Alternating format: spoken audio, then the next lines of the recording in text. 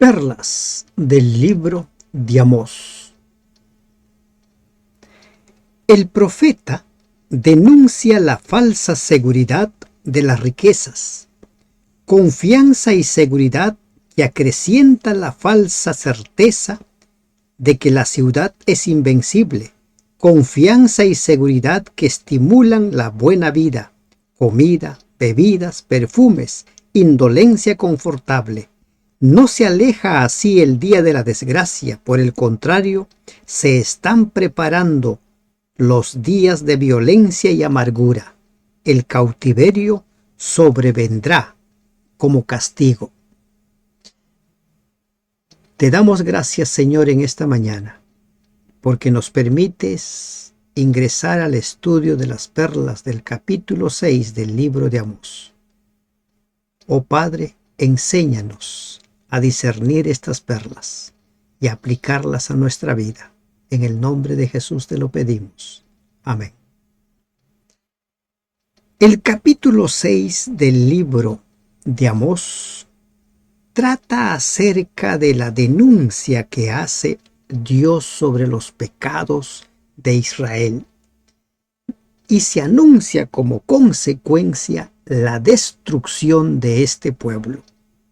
Es un mensaje contra el lujo despreocupado, es un mensaje contra una falsa seguridad. ¿En qué radica la confianza que tiene usted? ¿En qué radica la seguridad que tiene usted? Dice el versículo 1, ay de los reposados en Sión y de los confiados en el monte de Samaria, los notables y principales entre las naciones, a los cuales acude la casa de Israel. Este mensaje está dirigido a los líderes, aquellos que toman decisiones, a aquellos que tienen autoridad y al mismo tiempo tienen responsabilidades. Ay de los que se sienten seguros en Sión y viven confiados en la montaña de Samaria, dice la versión Biblia de América. Los habitantes de Samaria consideraban casi inexpugnable su ciudad. ¿Por qué? Porque sus muros eran fuertes y ellos creían que nadie podía pasar por ellos, muy similar a lo que sucedió en Babilonia. Los babilonios, cuando supieron que los medo-persas avanzaban, ellos no tenían ninguna preocupación, a tal punto que la caída de Babilonia se produjo un 12 de octubre cuando todos estaban festejando, estaban embriagados. ¿En qué radica tu sensación de seguridad? ¿Es Dios tu amparo y fortaleza, la roca que te da seguridad? Aquí se está amonestando a los que estaban en estado de complacencia propia e imaginaria seguridad. A los líderes. ¿De qué manera conduces tu relación con Dios? ¿De qué manera ejerces el liderazgo? ¿Eres consciente de cuál es la responsabilidad que tienes? Pasad a Calne y mirad, y de allí id a la gran Hamat. Descended luego a Gad de los filisteos. Ved si son aquellos reinos mejores que estos reinos, si su extensión es mayor que la vuestra. ¿Qué es lo que les está diciendo el Señor aquí? ¿Te sientes seguro porque crees que eres un reino más fuerte? ¿Te sientes seguro porque crees que tu territorio es más grande? ¿Te sientes seguro porque crees que Dios está de tu lado? Porque recordemos que los judíos siempre han tenido esa pretensión, a pesar de estar entregado a la idolatría, a pesar de haber dado la espalda a Dios, ellos seguían diciendo: Dios está con nosotros, somos hijos de Abraham. Como sucedió en el tiempo de Jesús, no querían aceptar a Jesús como quien era, sino que lo rechazaron so pretexto de que ellos eran hijos de Abraham. ¿Y en qué confías? ¿En tus talentos? ¿En tus habilidades? ¿En los ahorros que tienes? ¿En el trabajo que tienes? Hay quienes consideran que ciertos trabajos, que trabajar en tal o cual empresa es estar seguros, lo que se conoce como estabilidad laboral. ¿En verdad hay estabilidad laboral? ¿Alguna empresa te puede dar estabilidad? La economía de una empresa puede derrumbarse de noche a la mañana. Compárate. Oh vosotros que dilatáis el día malo y acercáis la silla de la iniquidad. La complacencia pecaminosa de Israel lo hacía creer que postergaba el tiempo del juicio divino. ¿Estamos bien? Si estamos siempre ofreciendo nuestros holocaustos, si estamos siempre participando de las fiestas, pero su corazón estaba lejos de Dios. Si ustedes se han dado cuenta hasta aquí, el mensaje es la entrega del corazón a Dios, la entrega de todo tu ser, como dice Romanos 12:1, el culto racional, saber a quién sirves, por qué le sirves y sobre todo entregarte a Él. Ese es el fondo de todo. Acercáis la silla de la iniquidad. En la versión Jerusalén dice, acercáis el reino de violencia. Pretenden alejar el día de la desgracia, pero atraen el reino de la violencia. Es lo mismo que dice Biblia de América. Acercan el reino de violencia. Israel creía alejar el día de la calamidad, pero al mismo tiempo entronizaba la iniquidad en su medio. A veces llegamos a normalizar la mentira, el engaño, la injusticia, el pecado. Y llegamos a engañarnos a tal punto que creemos que lo que estamos haciendo está bien. ¿Y cómo podemos darnos cuenta si ya hemos normalizado el pecado? ¿Cómo podemos darnos cuenta si estamos acercando la iniquidad a nosotros? ¿Cómo podemos darnos cuenta? Cuestionando de tanto en tanto nuestras creencias, cuestionando de tanto en tanto la forma como nos relacionamos con Dios, la forma como estudiamos la Biblia, la forma como llevamos a cabo nuestro cristianismo, cuestionándolo a la luz de la palabra de Dios. No interpretando la Biblia con tu parecer particular, sino según el escrito está. Duermen en camas de marfil y reposan sobre sus lechos y comen los corderos del rebaño y los novillos de en medio del engordadero. Muchos lechos con incrustaciones de marfil en los cuales se recostaban los ricos como parte de su derroche y libertinaje. Amós, un sencillo boyero y recogedor de higos silvestres, expresa su sorpresa ante la vida voluptuosa de las clases superiores, las clases altas, como se conoce a veces, ¿no?, a ciertas clases adineradas. Un despilfarro total. Y aquí el mensaje es: ¿cómo administras las bendiciones que Dios te ha dado? ¿Cómo? ¿En qué gastas el dinero que Dios te ha dado? ¿De qué manera lo gastas? ¿Lo vas despilfarrando y te has olvidado de los pequeñitos? Como dice Mateo 25, ¿por cuánto lo hicisteis con estos pequeñitos? A mí lo hicisteis. De todo lo que tú tienes, separas algo, por lo menos 1%, 2%, para ayudar, para auxiliar al que menos tiene. ¿Cómo? ¿Cómo distribuyes las bendiciones que Dios te da? Gorjean al son de la flauta e inventan instrumentos musicales como David. ¿Ah?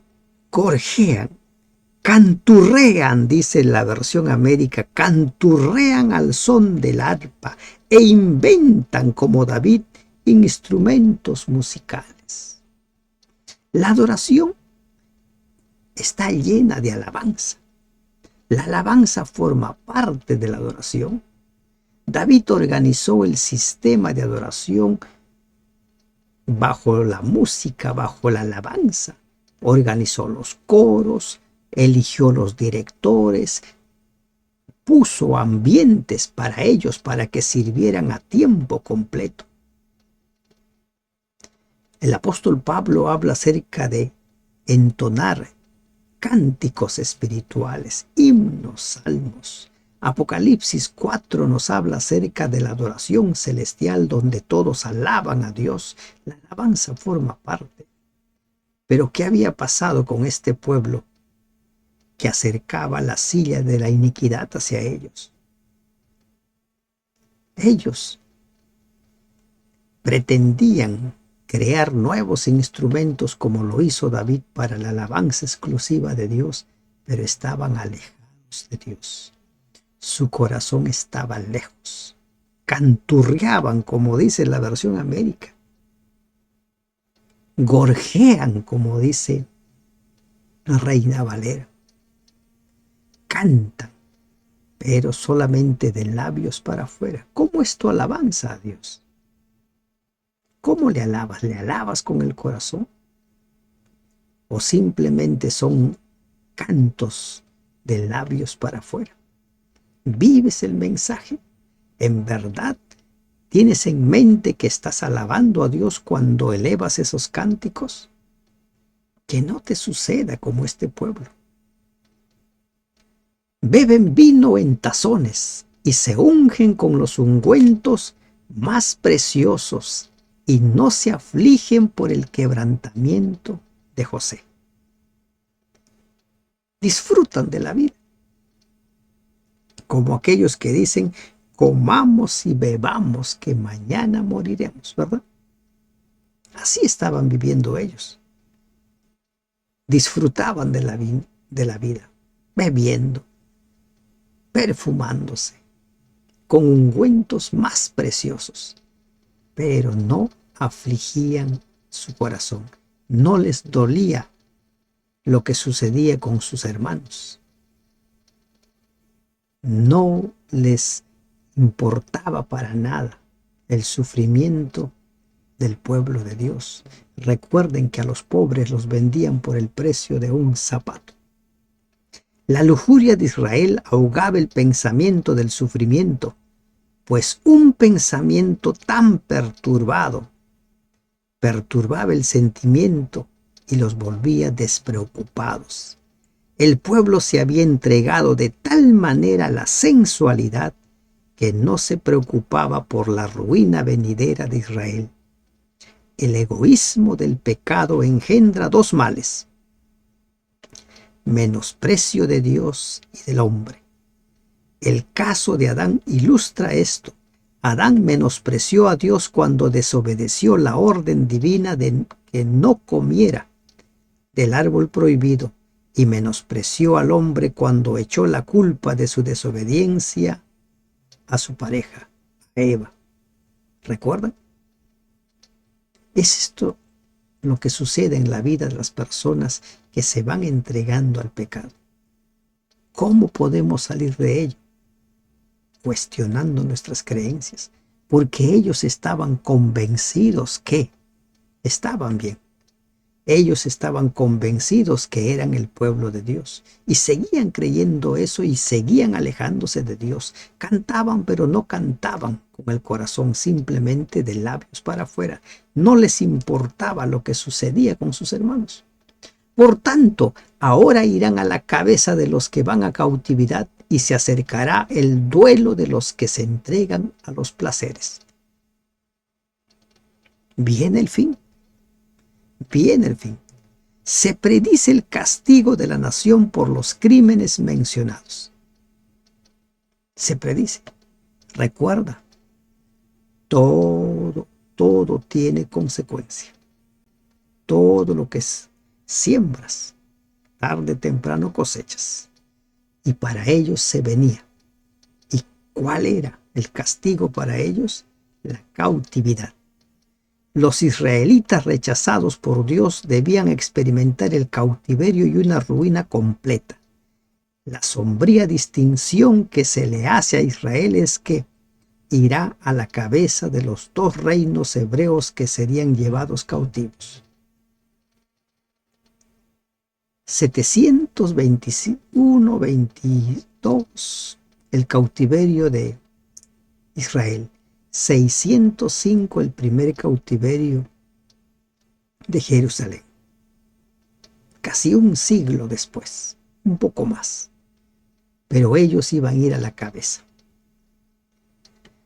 Jehová el Señor juró por sí mismo. Jehová Dios de los ejércitos ha dicho: abomino la grandeza de Jacob y aborrezco sus palacios, y entregaré al enemigo la ciudad y cuanto hay en ella. Abomino, dice, juró por sí mismo. Aquí Jehová se adapta al lenguaje y a las circunstancias humanas. El Dios de los ejércitos. ¿Y qué es lo que jura? ¿Qué dice?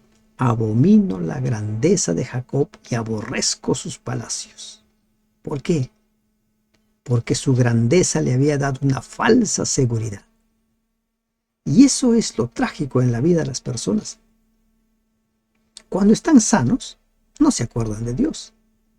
Cuando tienen dinero, no se acuerdan de Dios. Cuando el trabajo es bueno, cuando hay buena paga, no se acuerdan de Dios. Van poniendo a Dios en segundo plano, en tercer plano. Recién cuando las cosas van mal, algunos buscan a Dios. Y otros, la gran mayoría, culpan a Dios. Si Dios existiera, no me pasara esto. Abomino la grandeza de Jacob, aborrezco sus palacios, sus riquezas. ¿Qué es lo que te da más placer en la vida? Los artefactos eléctricos que tienes, la linda casa que tienes, ¿qué es lo que te da más placer? ¿Con qué te sientes realizado? ¿Con qué te sientes realizado? Hay quienes se sienten realizados tras obtener su título profesional. Hay quienes se sienten realizados cuando ven a los hijos ya profesionales o cuando tienen una casa. ¿Qué es lo que te hace sentir realizado? ¿Has pensado en eso? ¿Es Dios el que hace que sientas que estás pleno? ¿Es Dios la fuente de tu gozo, de tu alegría? ¿Es Dios el que te hace sentir realizado? Y acontecerá que si 10 hombres quedaren en una casa, morirán.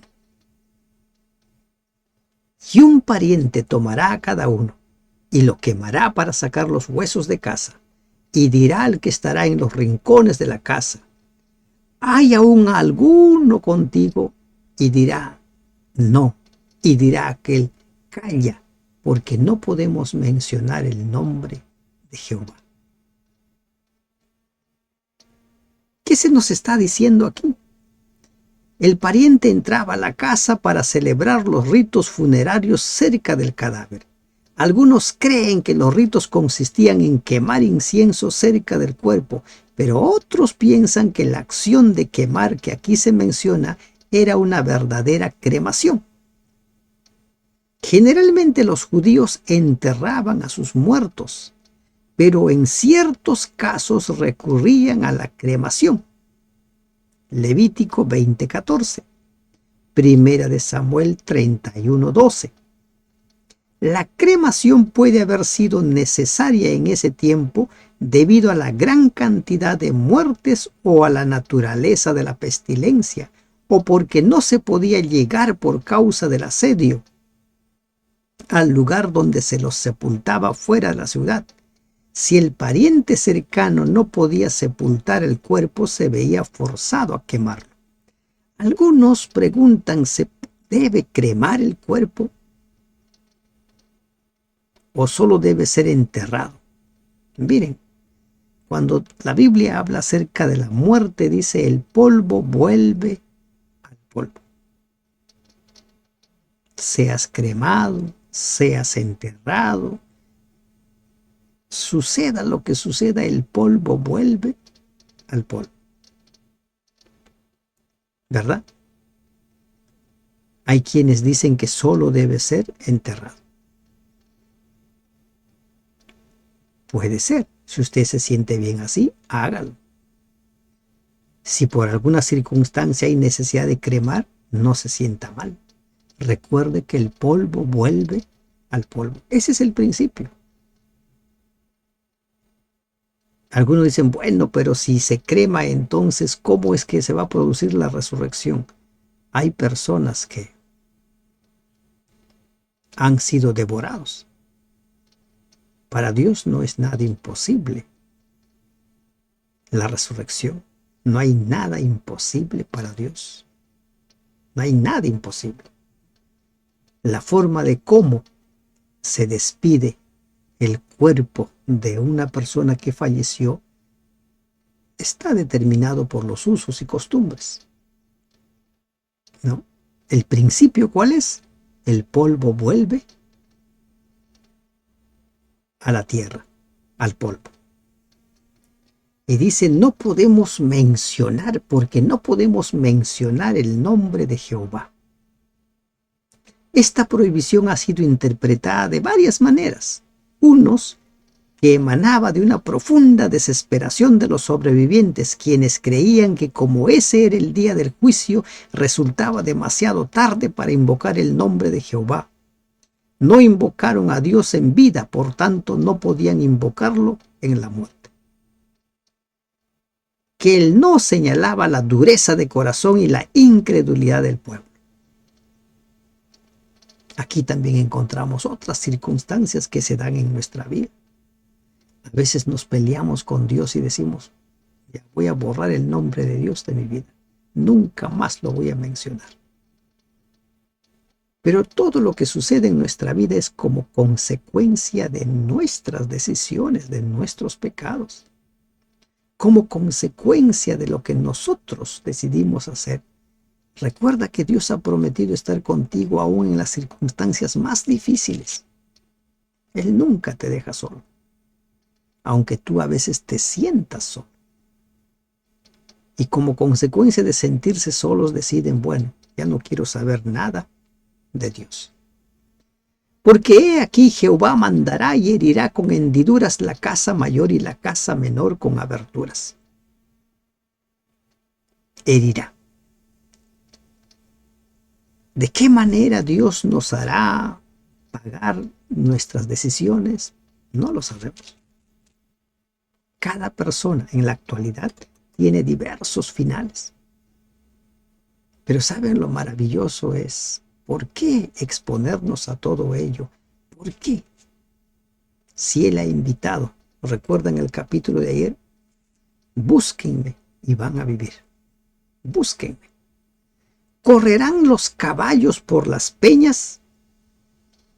¿Ararán en ellas con bueyes? ¿Por qué habéis vosotros convertido el juicio en veneno y el fruto de justicia en ajenjo? Aquí en la parte final de este capítulo revela la necesidad de los que piensan que pueden desafiar los juicios de Dios con su propia fortaleza y resistir al enemigo enviado para castigarlos. Los caballos no pueden galopar sobre peñas rocosas. ¿Ah? No pueden. Así como el ser humano no puede hacer frente a lo que viene, a lo que Dios dispone. Nada. Ararán por ella los bueyes. Imposible. ¿Y por qué todo esto? Porque pervirtieron el juicio, lo convirtieron en veneno. la justicia en algo amargo. ¿Eres tú una persona que trabaja dentro de la justicia? ¿Eres una persona que cuando tiene que aplicar la justicia es justo o lo va pervirtiendo según la conveniencia? Este pueblo hizo eso. Convirtieron el juicio en veneno. La gente sufre, mucha gente inocente sufre porque sienten que no hay justicia. Israel había pervertido la justicia, su fruto era la más amarga injusticia y el mal más amargo. En nuestros días sucede lo mismo. Pero que en tu vida no suceda eso. Sé justo. Ya sea como padre, ya sea como jefe, ya sea como líder, ya sea como pareja. Sé justo. Sé justo como persona. Vosotros que os alegráis en nada, que decís, no hemos adquirido poder con nuestra fuerza. ¿Mm? La falsa seguridad. ¿En qué depositas tu confianza? ¿Qué es lo que hace que te sientas seguro? Amós destaca la necedad de los que ponen su fe en lo que realmente no existe, en sus ídolos, su alardeada seguridad y el poder de que se vanagloriaban. Algunos eruditos bíblicos creen que las referencias en estos versículos son a nombres propios. Lodebar era el nombre de un lugar de Galaad. Se sentían seguros por los muros, se sentían seguros porque supuestamente eran los hijos de Abraham, se sentían seguros porque tenían un ejército. ¿Qué es lo que te da seguridad? Pues he aquí, oh casa de Israel, dice Jehová, Dios de los ejércitos, levantaré yo sobre vosotros a una nación que os oprimirá desde la entrada de Hamat hasta el arroyo del Arabá. Los asirios pronto se levantarían.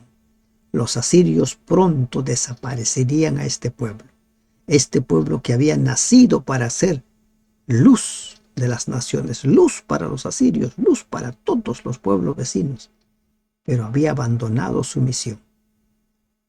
Y a pesar de haber abandonado su misión, y a pesar de estar viviendo alejado de Dios, tenían la falsa seguridad.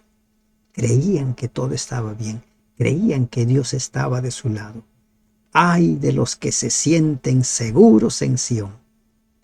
Ay de los que se sienten seguros. Cuidado, el que piense estar seguro, mire que no caiga. El que piense estar seguro, mire que no resbale. La única seguridad nos puede dar Dios. La única seguridad nos da nuestro Señor. Búscalo cada día. Haz de Él tu primera necesidad. Busca al Señor a la primera hora de cada día.